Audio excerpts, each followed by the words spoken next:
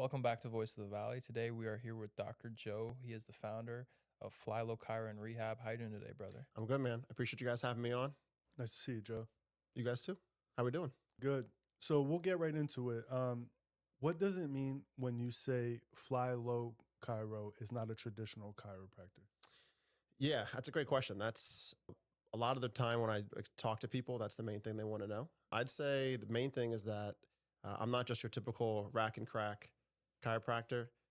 A lot of times, especially in the Lehigh Valley, traditional chiropractic care is a lot of you come in 5-10 minutes, you get adjusted, and then they see you every week until you die.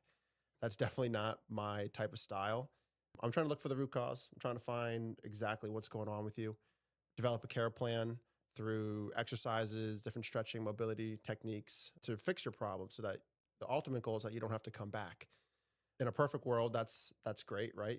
You treat someone for a couple weeks and you never have to see them again. But life happens and people get hurt and injured. So my style of care is more about longevity, keeping you going, keeping you doing the activities you want to do rather than treating the symptoms. I'm trying to treat the cause, get you back to doing whatever your goals are, whether that's playing basketball or running, or if your goal is just to be able to pick up your kids and go outside and play with them outside or shovel snow, right? Everything in life causes some type of issue. So that's my goal. My goal is to try to work on whatever your goals are. Sounds good. I know you touched on it a little bit, but what are some more problems in the traditional chiropractic world that made you want to get into this? So a lot of it is the lack of individuality and personalization when it comes to care. A lot of other chiropractors, not even just around here, but just in general, it's a lot of the same treatments for every single person. You get adjusted, you maybe get some stim, maybe get some heat.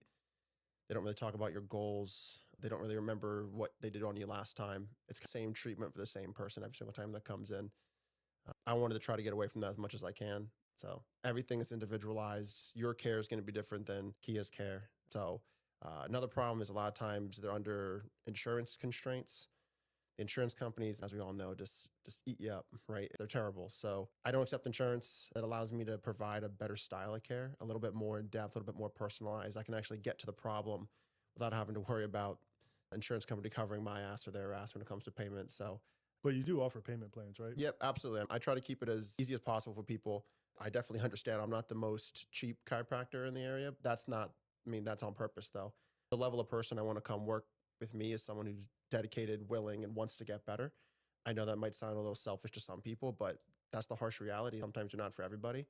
I'm trying to work with people that want to get better and appreciate the style of care that I have. So but I accept all forms of payment and everything. So Nice. So it's always about quality over quantity. dude, with absolutely. anything. So how do you redefine recovery over temporary relief? Yeah, so redefine recovery over temporary relief. So a lot of times, especially in the chiropractic realm or just PT rehab space, we get stuck on short-term relief. So we get stuck on massage guns, we get stuck on the cupping, we get stuck on adjustments, even stretching, all that little stuff, right? That it might help short-term, right? But it's not the main part of recovery. A lot of what I do, I'm trying to teach people that, hey, those things are great. And I use them. I use the cupping, I use the massage gun, I use all that stuff, but they're just a tool in my toolbox, right? The main thing that's going to get people better is time under tension, resistance training, consistency is a big thing. So if you're someone who just wants to do Pilates versus lift 500-pound deadlift off the ground, consistency is the main thing that wins. With low back pain, most thing I see is low back pain. It doesn't just go away. There's stuff that you have to work on consistently. So I think recovery is all about long-term, doing things consistently over a long period of time rather than just the short-term effects. And why do people usually wait until their pain is extreme until they see a chiropractor? That's kind of how the human nature is, right? If you don't go take, some people wait until their car breaks down to take it into the shop. It's the same exact reason people do it with their body, right? You don't get a new phone until it breaks, right? It's the same idea.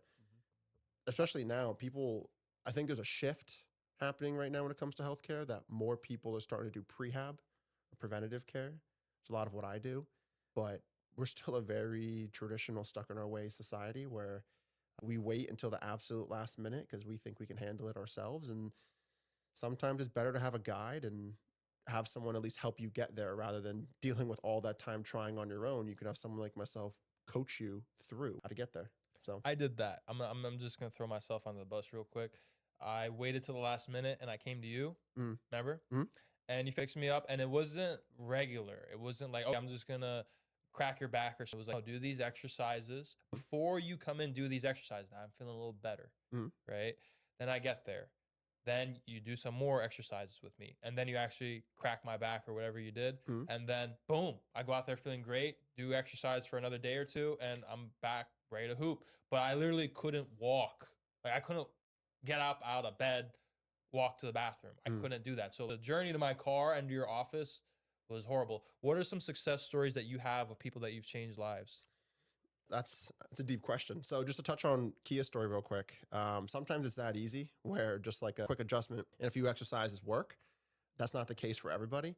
So a lot of people who come and see me, I'm not going to name names or anything, but I have a bunch of people, a bunch of moms, dads, people, high level athletes, have some professional athletes that have come through.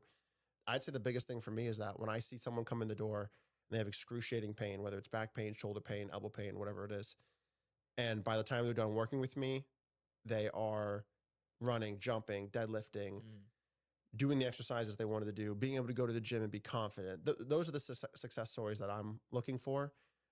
Cracking people and hearing that noise is great. And people get addicted to it, but that doesn't mean anything when it comes to success. I've had a bunch of people recently graduate. I call it graduating from care. When they're done with their care plan, the goal is that I don't have to see them again. And every single one of those people have hit their goal. And then a lot of their goals have just been being able to work out again, right? And as you see, when you come into my office, the appointments turn into workouts. So we already pre-expose you to that style of your goal so that when you leave, it's just like, hey, I can do it again. So I love helping people get to their goals. And I see it every day, whether it's little progress, whether it's a big jump or a big success story. I tell all my patients, you stack up a little win every day for a month. That's a big win at the end of the day, right? So I see it every day. That's the best part of the job, is finding this, hearing those success stories, and reminding myself that's the whole reason why I do it. So what happens in the body when the alignment and the nervous system function properly? That's a deep question. That kind of goes back to chiropractic beliefs. What do you believe in? For me, chiropractic doesn't involve really any of that type of stuff, right? Alignment is very much a misunderstood concept when it comes to chiropractors. Your body doesn't just fall out of alignment. If it did, you'd be in the hospital. That's a real subluxation, and you would need surgery. So when chiropractors in general, traditional chiros, say you're misaligned, that is a sales tactic to make you think something's wrong with you, right? I can tell you right now, all three of us, our spines are aligned very differently, but do all of us have the same pain or same issues? No, right? So the alignment part of it is not really something I'm looking at. I'm looking at how you move, right? How your body moves, how you function, how you rotate, how you bend.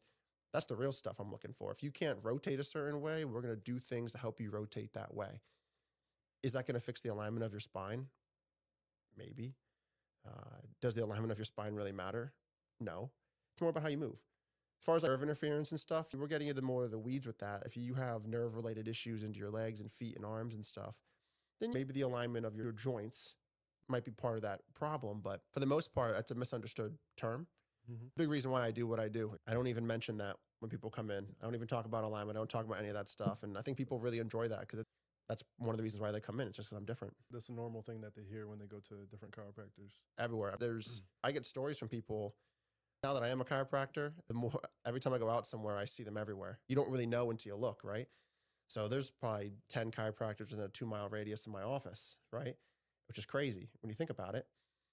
And I get people coming from these places, and I always ask them, hey, what'd you get done? Whatever, and they all say the same thing, right? It was just an adjustment. They just talked about whatever. My hips were out of alignment, in quotes, right? Because your hips don't fall out of alignment again.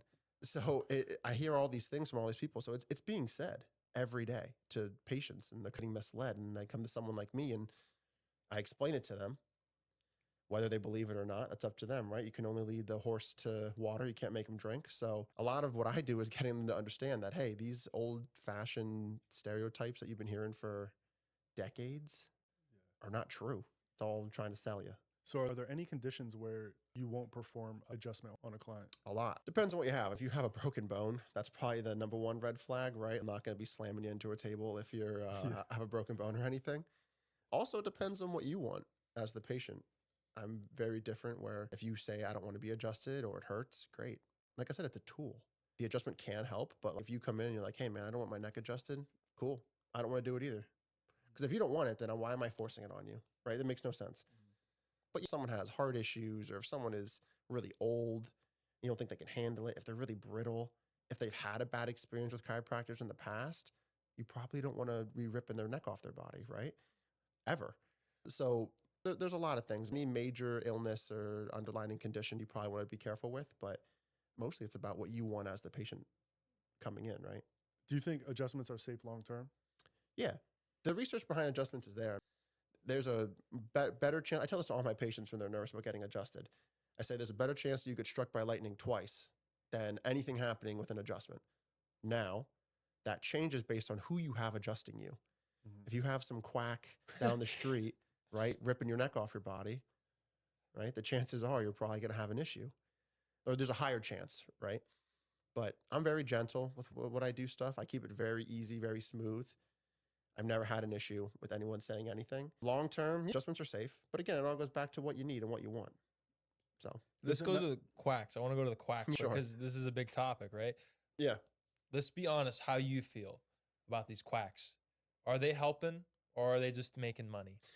quack is a harsh term, but chiropractors in general, I don't want to completely bust on my profession or anything, but most chiropractors they're a little bit sleazy. They're a little bit looking out for the money. There's a really bad stereotype, and it's for a good reason. It's true, right? Everyone in here probably had some type of stereotype about chiropractic care at some point, right? Or have had a bad experience. I hear that every day. Are there chiropractors in the Valley that are doing what they do just for money? Yeah, absolutely. I'll be the first one to tell you. If you have an insurance-based practice and you see 40, 50 people a day, you're making a lot of money, right? Those insurance payments pay and people trust you. And you have someone's trust, you have their wallet. So you can definitely get a little scummy. So it's a fine line of, especially as a chiropractor, running a business and telling people the truth. I'm very transparent. So I never want to lie to someone. If someone tells me something, I'm going to tell them straight up. That's one of the different things about you. You get very personalized with your clients. Absolutely. I know their kids. I know their schedule. I know what they do. I know their job. Mhm. I almost know when they can and can't schedule appointments because I know their life. We spend so much more time with each patient that I get to know that. And that's how I build their trust, not by telling them they have a C7 that's misaligned and I need to crank it back into place. Like, it's not like that. So, yeah, typical chiropractor, if you're going to a typical chiropractor and it's helping you, keep going. Like, I think more people need some type of conservative care in their life. Make sure you're finding the right one. If you have any inclination or any gut feeling that your chiropractor just isn't doing what they should be doing, or you think it's not right for you, then listen to it. There's a lot of other people that can help you. Let's also go down memory lane real quick. You were Sure. playing with the cackleries, right? If I'm Sure. correct, right? Yep. Can you give us a little overview of your experience playing basketball and how now in your life you transition from high school to college and now how you're using chiropractic, from chiropractor for your own body? Yeah, absolutely. So, definitely wish I would have taken care of myself a little bit more when I was younger.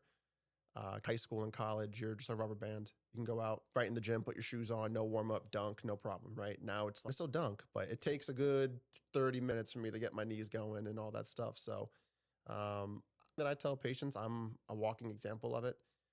I try to take care of myself as far as the exercises and stuff that I give patients. I'm also doing. Playing basketball, yeah, I played with the Cacks in high school, and we just went to college and played ball at different levels.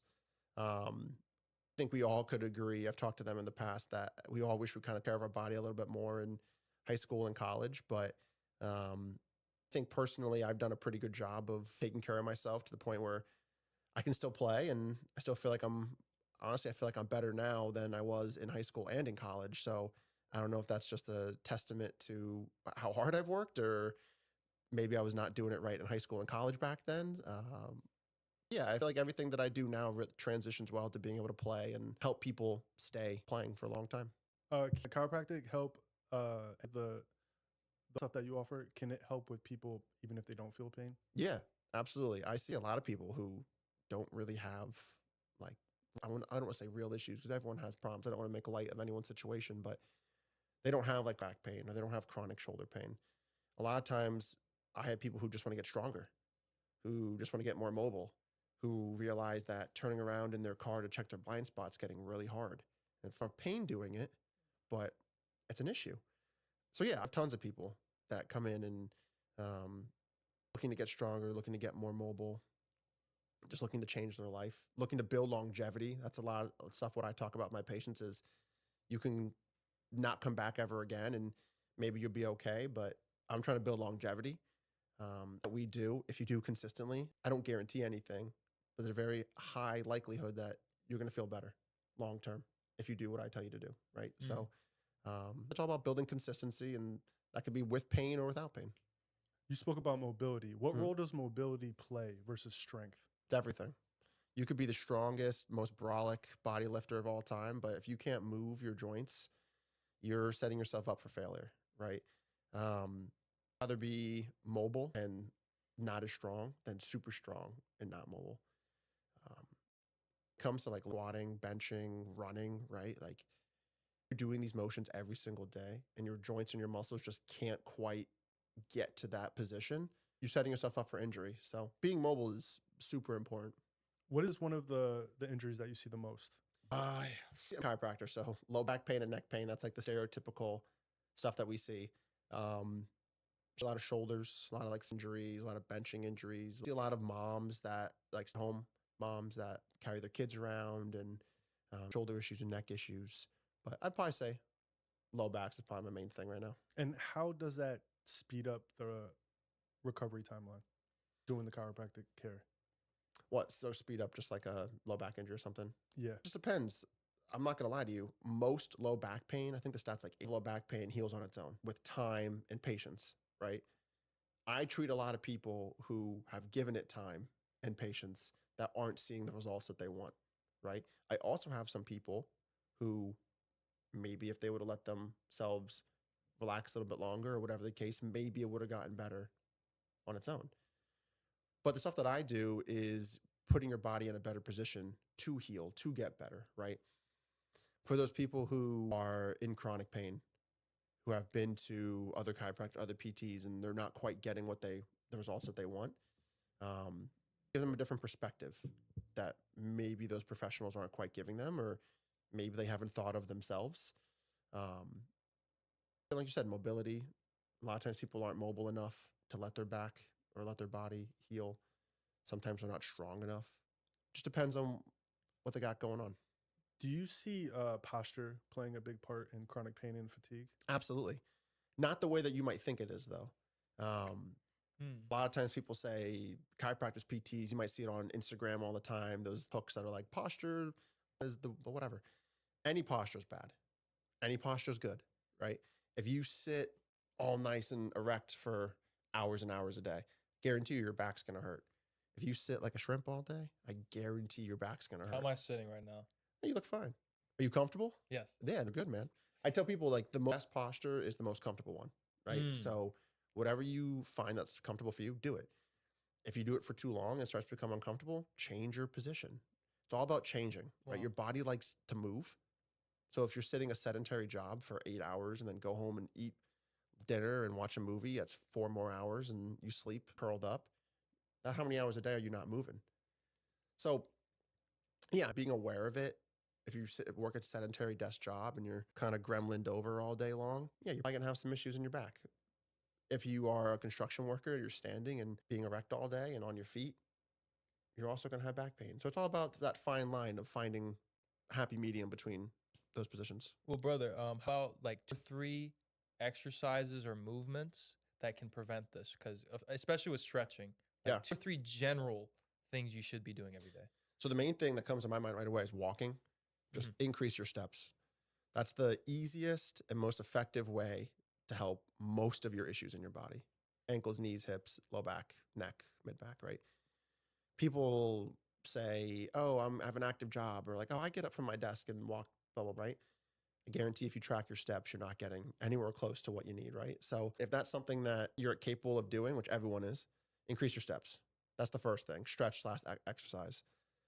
And then I would say try to build a little routine, a little mobility stretching exercise routine every day, 5 minutes, right? Nothing crazy. In the morning, maybe at night, maybe both. Few exercises, pick your favorite. There's post a lot on my Instagram. I mean, YouTube's a great resource. Find your favorite person online that you trust. Pick a couple exercises they've shown and do them every day, right? If you increase your steps and build a little routine, I guarantee you're going to feel way better consistently. And now that those are kind of on how to help, Mhm. some daily habits that can undo some of the chiropractor process. Yes. Let me break down that question a little bit more too. So a lot of times people come in, they have pain and they want me to fix their pain. But we have to go and look at some of the underlying things that they're doing in their lifestyle. It's a lot of times what people don't want to talk about. So your lifestyle plays a huge role in recovering from anything, ankle injury, back injury, whatever. So I get into that a little bit with patients. But that's the first thing I would tell people to look into before they go seeking help, right? If you don't sleep, that's number one. Sleeping is your body's superpower, right? Mm. So if you don't get your 8 hours, or put it this way, if you wake up every morning and you're really tired, your body's not getting enough sleep.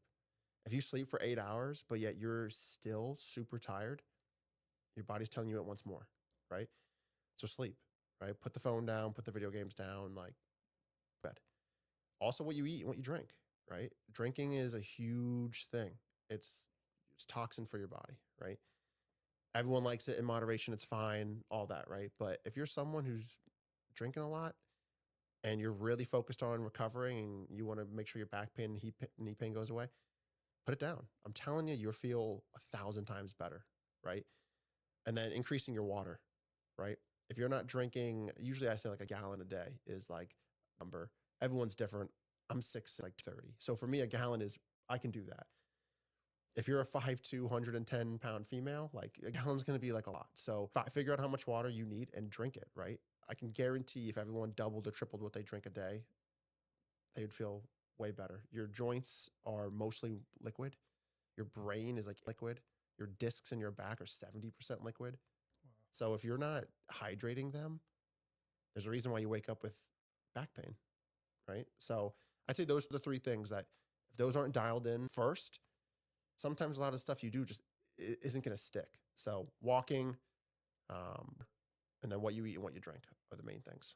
Yeah, it's simple things. Sleep, dehydrate, and being hydrated are huge. Dude, it's simple stuff, man. It's the stuff that your parents told you and you heard in health class in 7th grade, right? It's all the same stuff.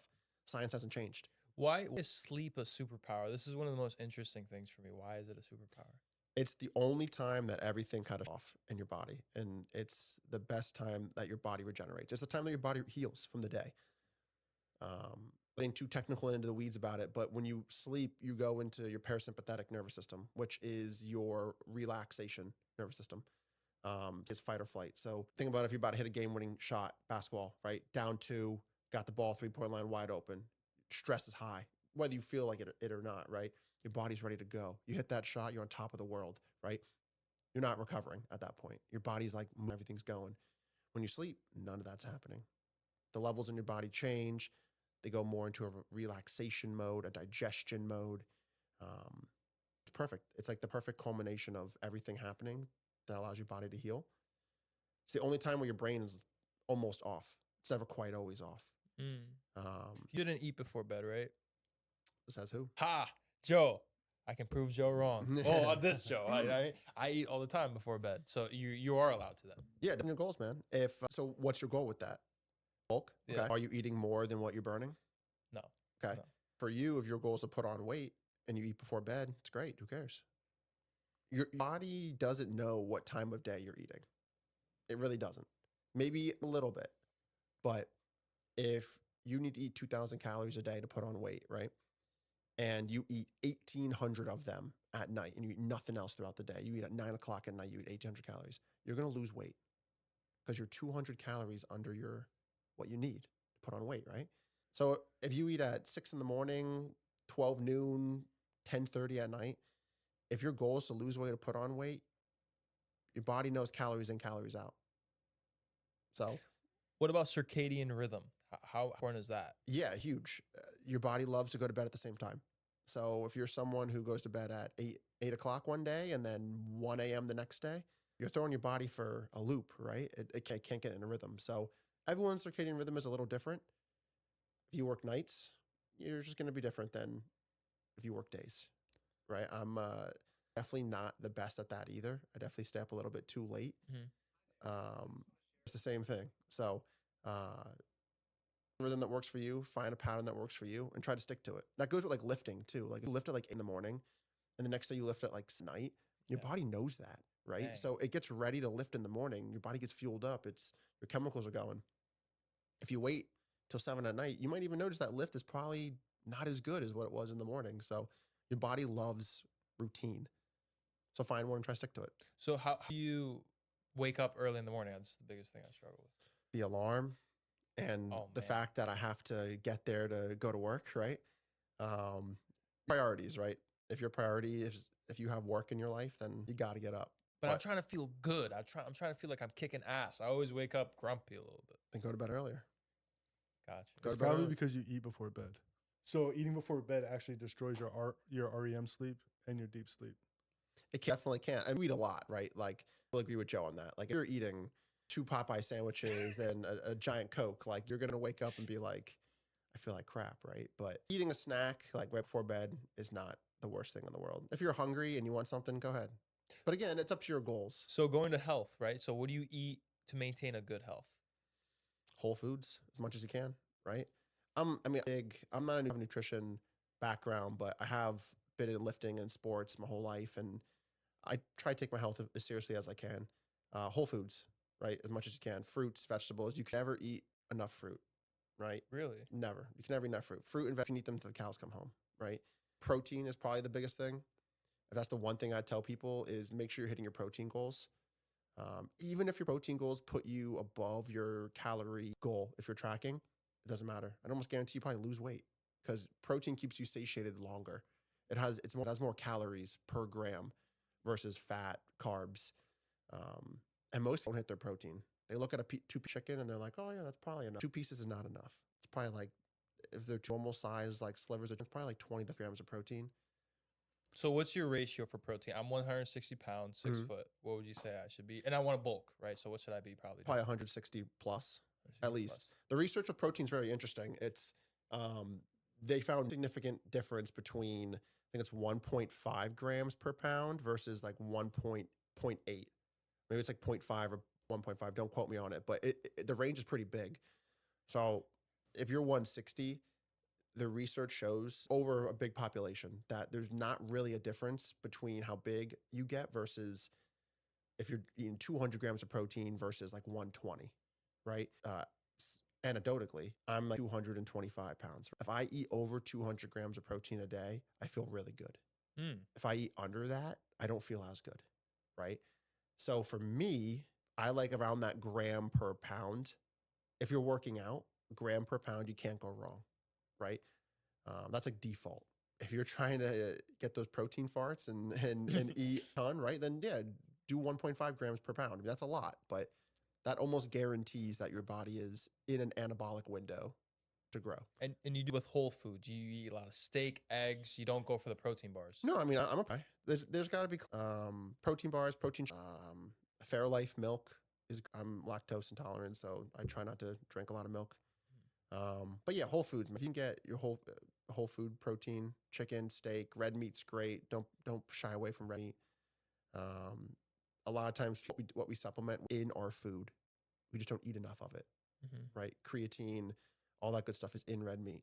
Getting back to the protein, is it tough to get 225 grams? Yeah, it's hard. It's a lot of food. Especially if I'm trying to bulk, if I'm trying to get beefy or anything, like my amount of calories that I need with how I work out, I need close to 3,000, 3,300. Depends on how active I am. Depends how much basketball I'm playing, right? Or lifting. But that's a lot. That's a lot. Do you fast at all? Do you do intermediate fasting or any 2-3 day fast? So I don't do fasting. The research on it's cool. Again, it's very much 50-50 with a lot of like fads and things that are out there. Some people swear by it. I've never done it. I do know that some days where I have long work days, I won't eat for an extended period of time, couple hours, and I do fine with it. But I'm a big fuel your body. Like eat when you're hungry. I mean, food is your body. So if you're not, there's just decreasing effects. Agree. It's all about what you put in your body. Yeah. You know what I mean? And other services. What are some of the other things that you offer at Fly Low? Yeah, it's a good question. I think we're one of the only places in the Valley, the only chiropractor I know of that we have something called Recovery Suite at Fly Low. It is a self-suite private where you get to come with yourself or a partner.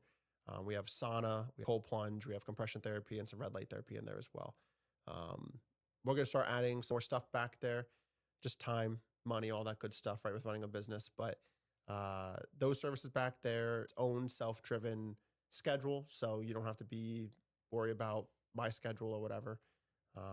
When you come back, you can use any of those things as long as you want. So sauna, cold plunge, we do a lot of contrast therapy. It's been around for a while. People have been doing it for decades. It's really good for muscle recovery, really good for soreness, really good for just general health. Sauna is really good for cardiovascular health. Really good for your heart if you're able to go into a sauna. Not everyone should. Cold plunge is hard. It's cold, and the cold plunge are very 50-50. Some people swear, some people don't. As far as like a performance mindset, if you're trying to put on weight and put on muscle and really bulk up, you might be actually hindering your growth with cold plunge. That inflammation that your body produces when you work out is really important to build muscle. So if you're completely getting rid of that inflammation, not completely, but minimizing it, you actually might be hurting yourself rather than helping. But if you're someone seasoned, right, trying to stay where you're at, trying to stay strong, stay fast, on your recovery day, or whatever, on a weekend, it's great, right? The effects are great. Doing something hard and then conquering that is a crazy mind. Just all the endorphins and everything that come to your mind. It's crazy, right? So I don't know if you've done ice bath before. I know you have. Yeah. Right. You always get out. Yeah. All the endorphins, all that. It sucks when you go in. Don't get me wrong. Like I've done it in college and I do them all the time now. At first 10 seconds, 20, 30 seconds, you're like, terrible. Yeah. It's the worst in the world. But then your body, there's scientific studies for how true they are, but about white fat being converted into brown fat. Sure. That's true. Depends on where you look and what studies you look at. But yeah, that's definitely one of the possible benefits of cold plunge therapy. It's not as drastic as what it sounds like. It's not like you're going to go in and instantly become skinny. It's not like that. It's just like everything else. It sets your body up to be able for that to happen. Does it happen with everyone? No. If we took 50 people and cross-sectioned them and opened up their body to see if it was happening, yeah, it'd probably happen in a few of them, with any other modality. Yeah, it can happen, but not set in stone. Like, yeah, this is going to. So, how does the cold therapy affect inflammation? Yeah, so the old rice elevate or compression and elevate, right? There's a reason why ice is in there. If you roll your ankle, the first thing you did, put some ice on it, right? So your body, it basically helps to vasoconstrict, big word for just tighten your blood vessels. So we've all rolled our ankle before. That thing gets like a balloon, right? That's your vessels are, because your body is sending signals. Hey, we got to get this under control. Something's hurt. Let's get blood. Right? Like, because that helps the healing process. That's the inflammation. Too much of that isn't good. That's going to lead to a lot of stiffness, a lot of swelling. So when you put ice on it, it constricts the blood vessels and stops for a little bit the inflammation. When you ice something, injury, you only want to do it for the first couple of days or day. If you get hurt, so like a rolled ankle, there's no reason to ice it 4 or 5 days later. If it feels good, by all means, like it's your ankle, you don't need to. It's more important for you to get up and start using it rather than just icing it. So who should avoid doing cold plunge therapy? So you're not comfortable, right? Don't do anything that you're not comfortable with. I tell everyone that does the recovery suite. If you don't want to bath, don't. It's here if you want to try it, but it is intense. So don't, right? If you have heart issues and you've never done it before, take your time, consult with your doctor. Obviously, if you have open cuts, anything like that, you don't want to do that. Not good sanitary wise, also not good for that area as well. There's a lot of like red flags with the cut stuff. We screen all that. We make sure that everyone comes in, they know what they're doing. But I would say the biggest thing is that if you don't want to do it, don't. Right? It's just like anything. If you don't want to go see a chiropractor, don't. Right? But give it a try at least one time, and if you like it, then great. If you don't, then Yeah, it's very beneficial though. I love it. There's a reason why I do it. So Yeah. How many times a week do you do it? depends on how hard I'm going. I don't do it in the mornings. I have to get there real early in the morning to do that. I probably do it once or twice a week. I usually don't go all the way in. I'm not an up to my shoulders guy. Yeah. I have in the past. If I have a lot of free time, I will sometimes, but I usually do like my up to my head, do a lot of running, a lot of basketball, a lot of jumping. So my knees are all messed up from college and stuff. So I do it for health and ankle health and stuff. That's great. So let's get into one of the other services. You Sure. offer red light therapy. Yep. What does red light do at the cellular level? Yeah. So my understanding, and that everyone has a little bit of understanding, red light basically, without getting to like the science behind it, puts your cells into a better position to grow and to heal. It affects the mitochondria of the cells, which we've all probably remember mitochondria is the powerhouse of the cell. We've all heard that in high school or middle school or whatever. Your mitochondria makes ATP. The cells operate, all the cells come together, that forms tissue, organs, all that good stuff, right? So red light helps to stimulate those areas of the cells. Just basically gives them a little push to be a little bit better. There's good research on it for like skin, acne, a lot of like superficial things. They're now getting to more research when it comes to like joint health and like issues. Inflammation. It just depends on how deep your red light goes, right? You want to make sure that if you're doing red light and someone's telling you it has these benefits, you want to make sure you're using proper red light, something that goes deep. Sometimes the Amazon masks and lights like that you see in saunas and stuff, they're just a red light bulb. Yeah. Like they're not the actual. We have a red light board. MR Tech is a company. They have really good red light boards that we use. So yeah. How often should someone to see great results? It varies. Everyone's different. I tell people to, if you are really serious, you got to do it a couple times a week. But you want to start slow. It doesn't burn. It's not going to burn you. Not going to be like red or anything. But some people they do feel warm, and they do feel like there is something happening at the cellular level. You usually start with like 5 minutes, a couple times a week. And then once you build up your tolerance and you feel like okay, then you build up to 15, 20. I mean, I really longer than like 30 minutes on any of your body for any reason. But I think 20 minutes is like the sweet spot. max benefits. I agree. Anything more than that is like you can, but again, you don't want to be wasting your time. It's like you want the time for the maximal dose, and I think 20-minute time. Yeah, and then getting into the light, you also Yes. correct? Yep. How does that compare to a traditional sauna? So a steam sauna. So there's two different types of saunas.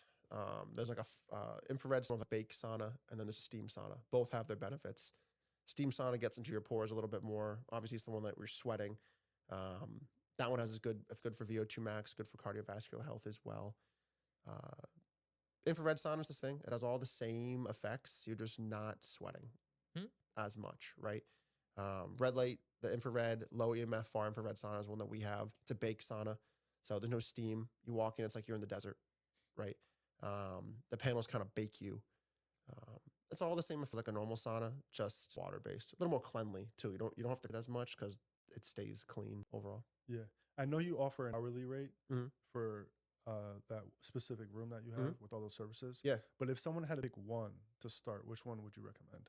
Depends on what they want. On their injury or Yeah. what they're looking at? Yeah, depends on what they want. I mean, I'll be sure. So we do. It's a 45-minute session, and we give you like a 15-minute buffer change and whatever. We walk you through the whole process. It's $50 for that 45-minute session.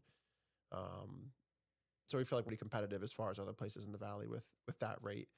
If I had to pick something for people to start with, whichever one you're more willing to try, right? If you want to try ice bath, by all means, like hop in. It's cold. You might like it. It's probably the most intense one. Most intense. Sauna's great. Everyone loves good sauna, right? I mean, sauna's probably the thing. Compression therapy is too. I mean, it's, again, it depends on what those are. If you got tight ankles and tight hips and your knees are killing you from balling, right? Like compression therapy, sauna, ice, those are all going to be super beneficial for you. Gotcha. And before we wrap it up, just to tell everyone, what's something that someone can focus on over the next 30 days that would better their life or make them feel a lot better? Ooh, that's a good question. All related to how I operate my office and my practice. I set a lot of goals. I know it's the new year now, so everyone's in those New Year's resolutions and setting goals and getting to the gym and stuff. But it's true. I think this is a huge thing. So all my patients, we sit down and we set a couple goals, 2 to 3. Could be related to the rehab part of it. Could be more long term. Some people's goals are run a marathon. Obviously, I'm not going to get them to run a marathon in whatever amount of visits. That's a lot of outside work that they have to do as well. But I definitely say sit down, jot your goals down in your notes app, piece of paper. I'd pick one short-term goal you could do within the next couple of days, one medium goal, which maybe could be like a 30-day goal, and then one long-term goal.